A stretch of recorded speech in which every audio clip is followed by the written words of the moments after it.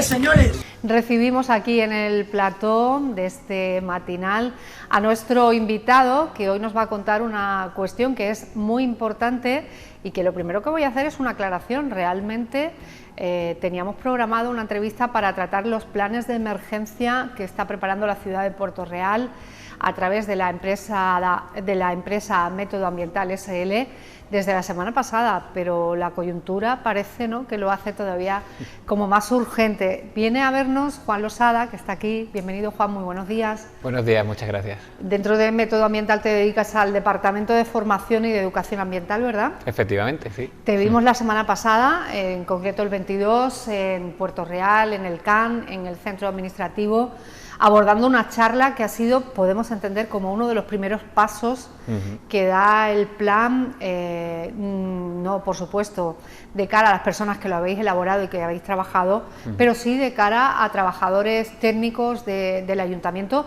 y de otras empresas públicas como Navantia o el Consorcio de Bomberos, que también estaban allí, ¿verdad? Sí, es como un primer paso porque es importante que primero hay que tener en cuenta que la Junta de Andalucía primero tiene que ser aprobado, que eso ya está en proceso. Una vez que ya sea aprobado, pues lo principal es que todos los integrantes del plan deban conocer sus funciones, sus responsabilidades, y a partir de ahí ya empezar con la ciudadanía, porque es importante, a la ciudadanía hay que informarla sobre todos estos aspectos y a las entidades que se encuentren en la comarca. Vamos a entender que esta conversación que hoy mantenemos con Juan Losada sirve también, ¿no?, para eso, para la difusión, que hoy nos está viendo gente, nos está escuchando, a lo mejor por primera vez pues presta atención a que en la localidad, es decir, en el ámbito municipal, era también de obligado cumplimiento que el Ayuntamiento de Puerto Real elaborara estos planes. Hablo en plural porque de uno surgen otros dos más específicos, ¿no, Juan? Sí, concretamente viene el PLAIF, que sería sobre incendios forestales, y luego el PAM, que ya sería maremotos, que es un tema que a todo el mundo les interesa y que obviamente en cuanto a emergencias es importante que se sepa exactamente qué hacer en cada situación. Pues por eso vamos a hablar, espero, ¿no?, y deseo que para que le llegue a la gente un primer contenido, pero déjame que te pregunte también un poco por esto que hemos vivido, ¿no?, por este apagón que nos sitúa ya en una situación de plan de emergencia total, ¿no? Sabemos que desde que se tienen las primeras informaciones ya está creado bueno, la crisis de electricidad, ¿no?, que se llamó, ese gabinete que empieza a trabajar para ir intentando restablecer la energía de nuevo. Exacto. Realmente, si es a nivel local, si es el ayuntamiento el que se encarga, ya depende del nivel de emergencia. En este caso, como ha sido estatal, ya desde el gobierno de España. Sí, yo me estaba refiriendo España, un poco al gobierno de España, ¿no? Exacto, entonces ya todos los demás, tanto a nivel provincial como local, van un poco con las funciones que les van guiando desde el gobierno. Pero sí que es verdad que es importante tener muy claro qué se debe hacer en cada situación, porque nosotros desde nuestro plan elaboramos una serie de riesgos que se pueden dar en la comarca, de mayor probabilidad y de menor. Entonces, primero es importante saber qué riesgos podemos tener y a partir de ahí qué actúa. En este caso, con el apagón, realmente no se sabía bien el motivo, pero poco a poco esa información ha ido llegando a la ciudadanía y ya los medios, tanto los operativos, han sabido qué hacer en cada circunstancia. ¿Dónde te pillas? ¿Estabas trabajando? ¿Cómo te enteras de que la situación es tan grande como...? Estaba trabajando, de hecho, aquí en Puerto Real, que es donde tenemos en la Cámara de Comercio, tenemos la empresa, y realmente inicialmente pensábamos que era algo local. Conforme ya empezamos porque claro, la radio tampoco disponíamos de radio, fue cuando cogí el coche ya empecé a enterarme un poco más de la situación. ¿Tú tienes kit de supervivencia?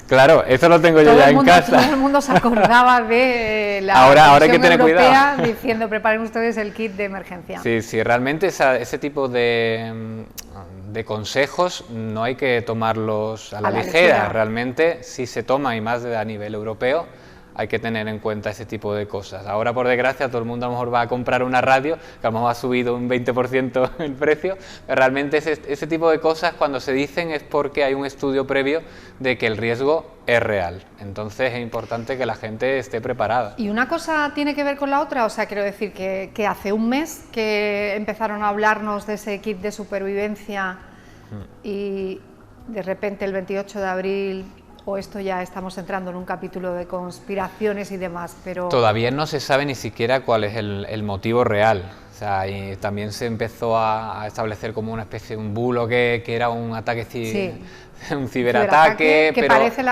que se empieza a desechar, aunque se abre una causa para... Claro, para no hay que ni estudiarlo. descartarlo, pero realmente hay que esperar a toda información oficial. En el caso nuestro, por ejemplo, de los planes, hay un gabinete, en el caso a nivel local, un gabinete de información, que es parte del ayuntamiento, que es a los que tenemos que hacer caso. Y en estos casos también hay que ir a las fuentes oficiales siempre.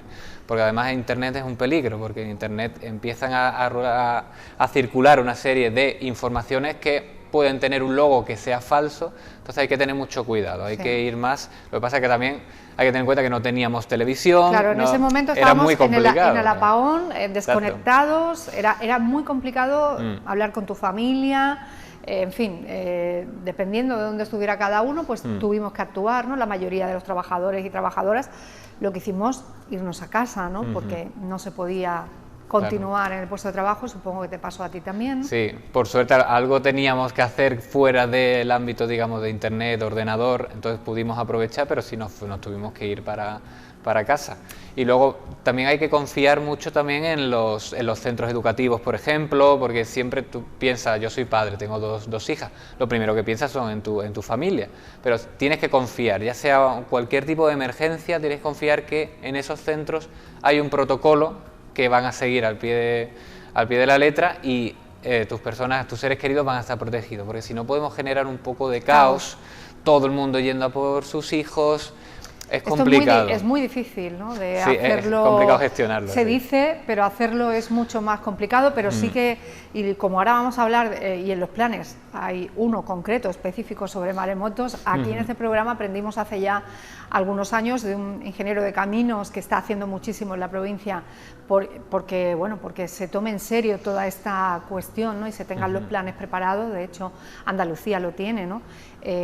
Que lo que vemos en las películas de que la gente se desplaza por la ciudad para ir a buscar a sus hijos al colegio, eso no hay que hacerlo, y cada uno tiene que llegar al punto donde le han indicado las autoridades que hay que ponerse, ¿no? Exacto, por eso hablamos de que es importante la educación ambiental en este aspecto, porque ya estamos en el primer paso en el que los operativos ya saben qué hacer, qué responsabilidades, qué funciones tienen, pero luego la ciudadanía tiene que conocer, en caso de que haya una emergencia, véase maremoto, tenemos la emergencia empezaría con el SINAM, que detecta una actividad sísmica, entonces a partir de ahí ya empieza el mecanismo, pero la gente tiene que conocer ese mecanismo, tiene que saber, en caso de que oiga una sirena, que no se alarme, porque ante la alarma empieza la parálisis y no sabes qué actuar. Entonces, la preparación y la educación es fundamental para que la gente esté tranquila.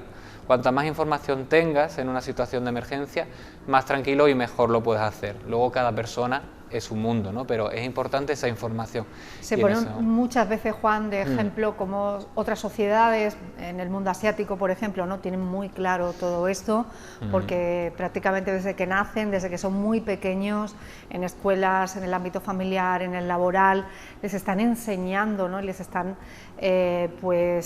preparando para vivir situaciones en las que aquí podríamos sacar, en claro, ¿no? Que todavía nos queda mucho que aprender y mucho que hacer. Si te parece, por contar un poco el origen, ¿no? Vosotros sois una empresa, entiendo que con distintos profesionales que pueden elaborar este tipo de planes, que estáis capacitados, ¿no? para entrar a trabajar con administraciones públicas que requieren de vuestros servicios. Claro. Ha sido el caso del Ayuntamiento de Puerto Real. Exacto, tenemos una parte técnica, que son los que han elaborado el plan, y luego tenemos la parte de educación ambiental, auditoría, consultoría, que en ese caso, en el caso de la educación ambiental, me encargo yo, y sí sería muy interesante a los centros educativos, bien a las entidades cercanas, dar una formación, bien sea aparte por nuestra empresa o bien los servicios como bomberos, policía local, que ya tienen el conocimiento a raíz de ese plan, pues tener esa formación en los centros sería de gran ayuda, sin duda. Tenemos que decir que se ha trabajado desde, supongo, distintas áreas del Ayuntamiento de Puerto Real. Uno de los concejales que ha estado implicado precisamente en estos planes ha sido Antonio Gil, ¿verdad? Me imagino que han tenido múltiples reuniones para trabajar y poner al día, ¿no?, a la parte política de todo lo que estaban avanzando, pero puede llamar la atención en cuánto tiempo, ¿no? Desde cuántos meses atrás estáis trabajando en los planes de emergencia. Claro, porque realmente es un trabajo muy arduo, tenemos que analizar perfectamente los riesgos que puede haber. Una vez que ya se analiza el terreno en el que estamos, el municipio, y analizamos los riesgos, tenemos que ver las probabilidades, hacer un índice de peligrosidad. Eso conlleva tiempo y siempre hay un feedback constante con medio ambiente. Entonces ahí siempre vamos renovando ese plan, porque de hecho también el plan debe ser una herramienta viva que no se cierra aquí, sino también hemos tenido que contactar con empresas para ver de qué medios disponen, para hacer un catálogo en caso de que haya una emergencia, si esta empresa puede prestar cualquier tipo de vehículo que nos pueda ayudar en la emergencia. Eso todo tiene que estar reflejado. Por suerte, al ser una herramienta viva, esos medios, como irán fluctuando, irán variando a lo largo del tiempo, se tienen que ir actualizando. De hecho, por ley, el 1 de mayo se debe actualizar. Una vez que ya esté el plan, se debe de actualizar todos esos medios y recursos. Decimos que es una herramienta viva y en esta charla que precisamente nuestro invitado tuvo ocasión de dar la semana pasada, se recalcaba mucho que el plan está vivo y que no podemos pensar que una vez que, bueno, que se ha elaborado, que tiene, ¿cuántas páginas? Uf, no sé. 800. Sí, una barbaridad. También es que es mucho 300. plano. Es una barbaridad. Realmente luego también, claro, los planos ocupan mucho, cada una de los recursos de cita, pero quería decir con esto que es muy ese extenso. tocho luego no se puede quedar ahí, porque claro, por ejemplo, los riesgos que estáis analizando, la situación concreta del municipio de Puerto Real puede cambiar, puede variar en 5, 4, 3 años. Todo eso hay que actualizarlo, sí. Hay que ir actualizándolo, ¿no? Vamos por concretizar, ¿no? Sí. Creo que son 5 los riesgos, las situaciones de crisis que habéis evaluado, ¿no? No, hemos llegado a evaluar 21. Hasta 20, pero... Hasta 21. Lo que pasa es que consideramos esos 5 como los más problemáticos, los que más se podrían dar, de más alto riesgo, y también a considerar a la ciudadanía. Estoy pensando, digo, 21 riesgos, sí. Ahí están los extraterrestres metidos seguro, ¿no? No, menos mal que no, ahí ya no hemos llegado. Pero realmente, claro, hay muchos que son moderados o son bajos, pero hay que analizarlo todo, porque nunca se sabe, también la situación puede cambiar. Entonces, los más problemáticos que consideramos, sí, tenemos de fuertes vientos. Sabemos que estamos en una situación orográfica en la que los vientos normalmente suelen incluso muchos trabajos pararse por tema de levante o poniente de gran velocidad, centros educativos que se han tenido que cerrar por esos vientos. También tenemos incendios forestales e incendios industriales. Hay que recordar que tenemos la zona industrial de Puerto Real, donde hay una serie de empresas que hacen actividades que puedan ser consideradas como peligrosas, y concretamente la zona del río San Pedro está muy cercana. Entonces ese tipo de... hay un riesgo alto ahí. Tenemos entonces, población a muy pocos kilómetros muy de poquito. Centros de trabajo que, bueno... hay que tenerlo en cuenta, una situación complicada. Que haya una evacuación prioritaria de esas personas, deben saber los operativos cómo hacer esa evacuación, todo eso viene recogido en el plan. Además, porque aunque no sea muy alto, pero el tema de marimotos es muy interesante y la gente está le interesa el tema, entonces aunque sea moderado, es un riesgo que no es alto, es moderado, pero sí lo hemos incluido como importante y se explicó sobre todo en la reunión que tuvimos el otro día en el CAMP. A ver, si yo te pregunto, Juan, con respecto a los maremotos, he oído las dos versiones, ¿con cuál me quedo? ¿Que Puerto Real cuenta con esto de que somos saco de la bahía y que como que veríamos de perfil la gran ola o no? Sí, realmente la vulnerabilidad... Una situación muy importante que hay pocas zonas dentro del término municipal que van a recibir la ola. Cierto es que donde mayor se va a producir va a ser en Cádiz capital. Las zonas donde la ola va a llegar va a ser la barriada del río San Pedro y el polígono industrial que está asociado a él. ¿Qué pasa? Que según las simulaciones que hemos hecho, en función del tipo de ola, hemos hecho simulaciones de ola de 6, 8, 9 metros, la ola que va a llegar a esa zona rondará entre los 2 y los 6 metros. ¿Qué pasa? Que la flecha arenosa que tenemos en la zona del río San Pedro, también todo el recubrimiento que ha habido en el polígono industrial protege a toda esa zona, entonces no va a ser tan virulento como podría ser en la zona, por ejemplo, de Cádiz, en la zona de La Viña, por ejemplo, que por ahí entraría con mayor virulencia. Ah, claro, que estamos hablando de una situación hipotética ante un riesgo de maremoto, que ya se ha dicho muchas veces, tiene nuestra costa, estamos en la hipótesis, ¿no? Claro.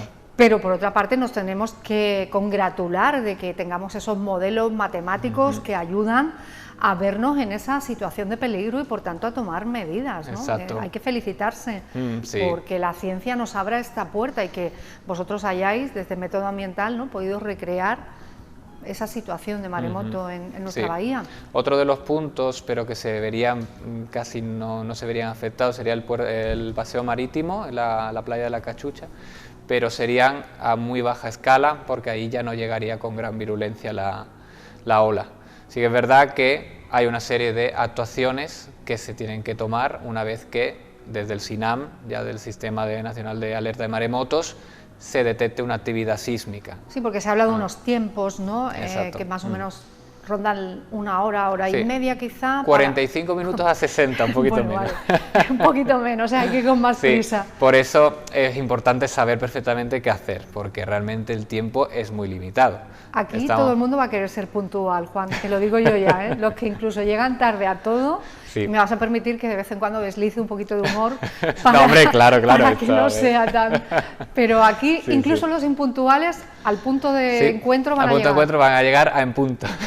Sí, totalmente. De hecho es importante que la evacuación, si quieres podemos ver un poco cómo sería el mecanismo, ¿no? Sí. Inicialmente ese SINAM, ¿no?, detecta la actividad sísmica, hace sus simulaciones y ya detecta que se aproxima la ola. Entonces ya los sistemas de información saben perfectamente que va a venir, el CECEN 112, y es importante que se instalen en las zonas vulnerables, en este caso el río San Pedro, la zona industrial, también en la zona del paseo marítimo de Puerto Real, una serie de sirenas que tengan un sonido concreto, identificable, que se hayan hecho simulacros previamente, y es... Sí, digo. No. Vale.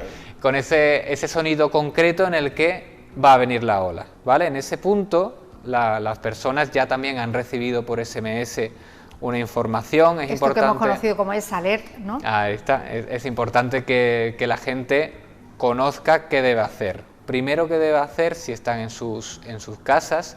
Toda casa que tenga por encima del segundo piso no va a tener ningún problema, ¿vale?, siempre y cuando esté en zona vulnerable, ¿vale? Estamos hablando del río San Pedro. Una vez que tenemos una evacuación... que se pueden quedar incluso en el domicilio si tienen un piso superior al segundo. Sí, no deben salir del domicilio. Vale, es preferible que se queden. Exacto, porque inicialmente se pretende hacer una evacuación horizontal. Cuando hablamos de evacuación horizontal es en puntos de encuentro concretos, pero eso es solo exclusivamente a la gente que está fuera de sus casas, que les pilla. Claro, yo voy por la calle, claro, ¿no? Exacto, les pilla por la calle y tu casa no está cerca. O vivo en un primero o en un bajo. O en primero, incluso normalmente las personas que vivan en un primero, como ya se sabe, pueden que los vecinos... Exacto. Ahí también ayudamos, pedimos un poco colaboración ciudadana en el caso de que incluso gente que se encuentre lejos de ese punto de encuentro horizontal, lo siguiente es una evacuación vertical. Por tanto, la gente debe permitir a estas personas que entren en sus casas y suban al menos un segundo piso o bien habiliten la azotea. Claro. Todo lo más arriba que se pueda, ¿no? Todo lo que se pueda. A partir del segundo o tercer piso no habría ya ningún problema. También, aparte de esto, es importante, todas las personas que tengan un local o vivan abajo, hay que todo el gas, electricidad deben apagarlo para evitar posibles incendios cuando llegue la ola. Pero como digo, primero, si estás en tu casa y estás fuera de la zona vulnerable, como hemos dicho, no vas a tener ningún problema. Si estás dentro de la zona vulnerable, tienes que tener en cuenta evacuación de segundo o tercer piso. Si te pillas fuera de casa, buscar esos puntos de información, que eso ya se encargará el ayuntamiento de informar exactamente qué puntos debe ser. En el caso del río San Pedro, uno de esos ¿Vosotros puntos... los habéis determinado en el plan? Sí, ¿no? En Río San Pedro hemos concretado el campo de fútbol que tienen allí, luego también la zona de Navantia, el aparcamiento sería otro de esos puntos. Hay que tener en cuenta que hay muchísimos trabajadores. Juan, para que eso sea punto de encuentro, ¿qué características?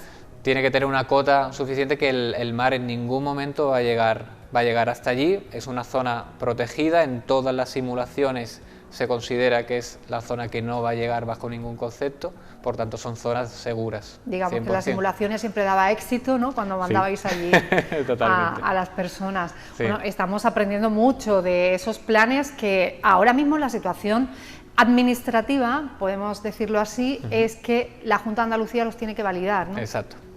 Una vez que pase eso, pues ya empezamos con todos los integrantes del plan, son los operativos a nivel de alcaldía, todos tienen que poner al día del documento, saber perfectamente sus funciones, sus responsabilidades, hacer simulacros, saber en determinadas situaciones qué deben hacer. Una vez que ellos lo tengan claro, ya entramos en la siguiente fase, que es la ciudadanía tiene que conocer qué hacer en cada circunstancia, y las entidades privadas y públicas también qué deben hacer. Claro, esta circunstancia obliga a una casi formación permanente de muchos de los técnicos y trabajadores y trabajadoras de lo que sería la administración local, ¿no? Porque son las personas que van a estar en una primera línea y van a desplegar este plan desde el minuto cero, ¿no? Sí, exactamente, y que no coja de sorpresa, tienen que saber perfectamente qué hacer, porque el tiempo, en este caso del maremoto, es muy pequeño. En el caso de los incendios también estamos hablando de que es algo inmediato, entonces hay que intentar, pero siempre hay que tener información y saber perfectamente qué función y qué responsabilidad tienes. La ciudadanía, a tu modo de ver, ¿no?, está hoy mucho más sensible a todas estas cuestiones, que a lo mejor, no sé cuánto tiempo lleváis vosotros en este campo, ¿no?, pero seguro que tenéis ya experiencia que al comienzo, ¿no?, de vuestros trabajos y demás. Sí, de hecho los centros educativos cada vez están haciendo más protocolos de emergencia. La ciudadanía está muy interesada en el tema, por desgracia lo sucedido en la Dana también hace que la gente esté más atenta a cualquier cambio climatológico. El tema del cambio climático está haciendo que todo sea diferente. O sea, la Dana siempre ha habido una gota fría, pero no de tal virulencia. El terreno tampoco está preparado como estaban antiguamente. Ahora la sequía hace que el terreno no esté preparado para esas lluvias torrenciales que arrastran con todo. Todo influye y por eso la gente, yo creo que está más abierta a entender qué es lo que está pasando y a saber qué debe hacer en caso de que finalmente ocurra. Juan, estamos repasando los riesgos, ¿no?, que ha visto, bueno, que se tienen que contemplar en ese plan de emergencia de Puerto Real. Hemos dicho naturales, industriales, pero quedarían algunos que pueden llamar incluso la atención: el tecnológico, el social y el sanitario, ¿no?, que del sanitario hemos aprendido un poquito con la pandemia. Sí, por desgracia. Estos últimos tiempos estamos aprendiendo casi a marchas forzadas, y es importante tener este tipo de planes para que te sepan guiar en cada una de las circunstancias, porque realmente, por ejemplo, el coronavirus y tema de pandemia, muy probablemente no sea la última que vivamos, porque la circunstancia que tenemos ahora mismo con el cambio climático hace que el planeta no esté todo lo sano que pudiera. Entonces yo siempre pongo el símil de un huerto, ¿vale? Si un huerto tiene mucha vegetación, tiene muchas especies de insectos, esos insectos van a atacar posibles plagas. ¿Qué pasa? Eso es un huerto sano. El planeta Tierra también, si estuviera sano, tendría una serie de herramientas para posibles plagas o posibles virus poder atacarlos. ¿Qué pasa? Que si el planeta no está todo lo bien que se debería estar, surgen este tipo de circunstancias. Está regulinchi, sí. No está bien del todo, ¿no? Claro, entonces ese tipo de cosas es importante, y yo desde la educación ambiental siempre animo a las personas que, bueno, que no tienen que salvar el mundo, simplemente tienen que ver ¿qué pueden aportar? Aunque sea una gotita o un grano de arena, ya podemos conseguir un desierto, ¿no? Un granito de cada uno. En el caso de componente social, que estamos hablando de un caos que de repente se forme por algún tipo de situación que pueda darse, una avalancha de algo, de, no sé, gente en la calle, a ver, lo que se dice muchedumbre. Sí. Realmente el caos viene por la falta de información. Entonces, yo siempre considero que ante cualquier emergencia, de la índole que sea, el caos va a venir si la gente no sabe qué debe hacer. Entonces, por eso hacemos hincapié en este tipo de planes y en este tipo de formación para las personas.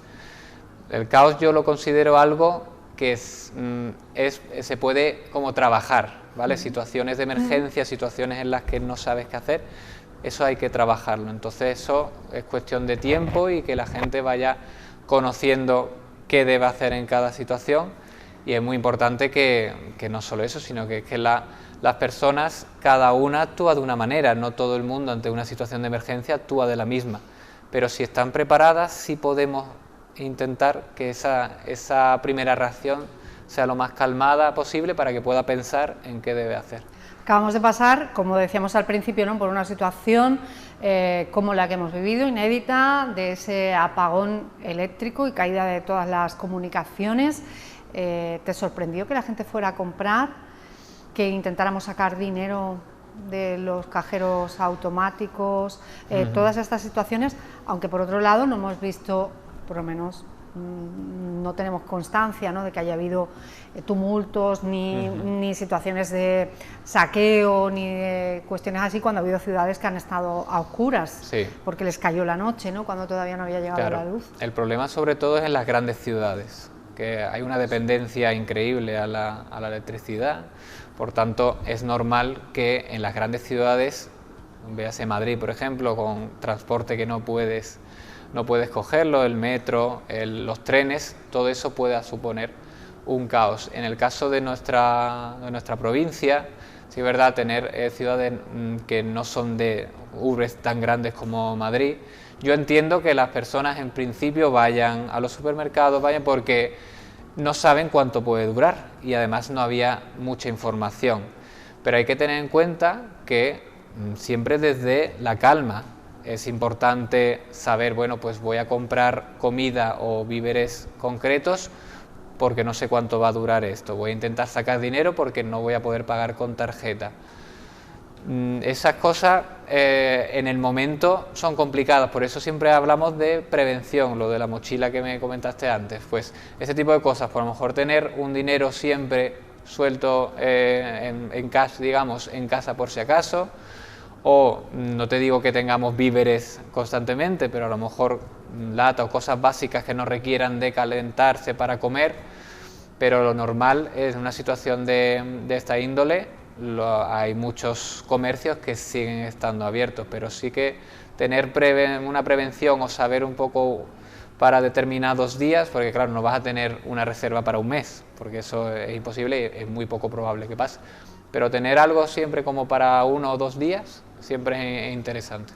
La palabra calma es lo que más vamos a escuchar, desde luego, de personas con esa formación, como es el caso de Juan, y de muchos profesionales y expertos que están hablando estos días ya no solo de lo que nos ha ocurrido con la caída de la electricidad, sino de cualquier otro riesgo que puede estar ahí.